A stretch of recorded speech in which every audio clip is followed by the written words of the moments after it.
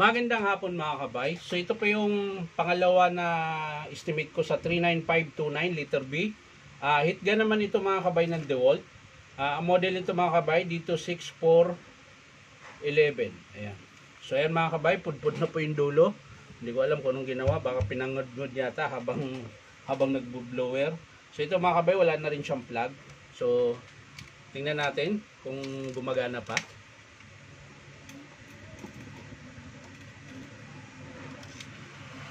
Ayan.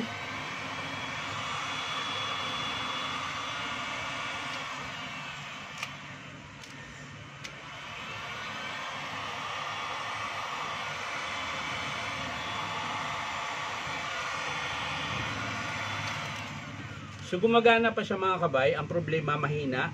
Tapos yung switch niya matigas i-switch. Tapos yung 1 into magkaparehas na po isa ng bilis.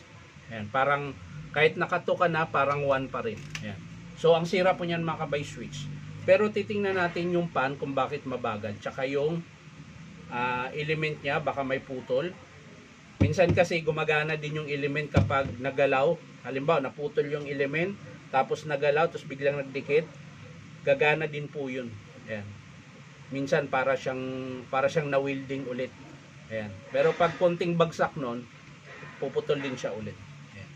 Kaya check natin yung loob nito mga kabay kung anong maganda. Kung palitan ba yung element tsaka yung kanyang nguso. So yan mga kabay, nabuksan ko na po.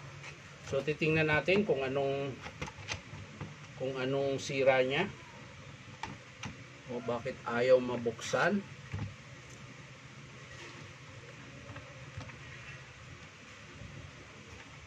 Matigas yun yung masking tip to, pinahirapan pa ako.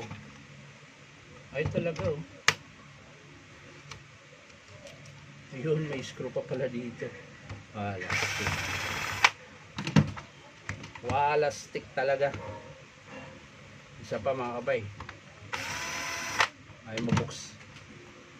So yan mga kabay, nabuksan ko na yung screw. Ayan. So kailangan lang nating tanggalin tong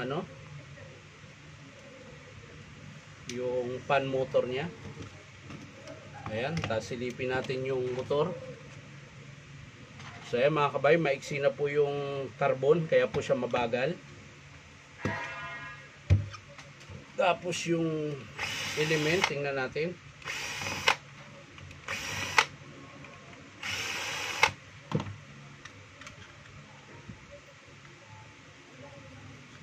Grabe yung pagkapulupot parang ayaw ipatanggal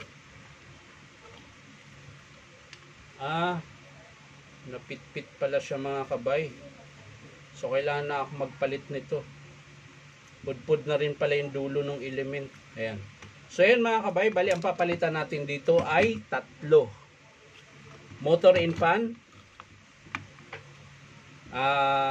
element, tube, tsaka yung kanyang switch. So ang matitira sa kanya mga kabay ay yung PCB board na lang. Ayan. Depende na lang sa customer yan mga kabay kung ipapagawa niya. So ulitin ko mga kabay, ang papalitan natin ay motor and fan, assembly po yan, element, tapos itong tube niya, yan, yung bakal. Ayan. Tsaka yung kanyang switch. So yan lang mga kabay, maraming salamat sa panunood. Hindi ko na po ipapakita kung paano buuin, papakita ko na lang sa inyo mga kabay kapag in-approve ng customer. So maraming salamat mga kabay. Bye-bye.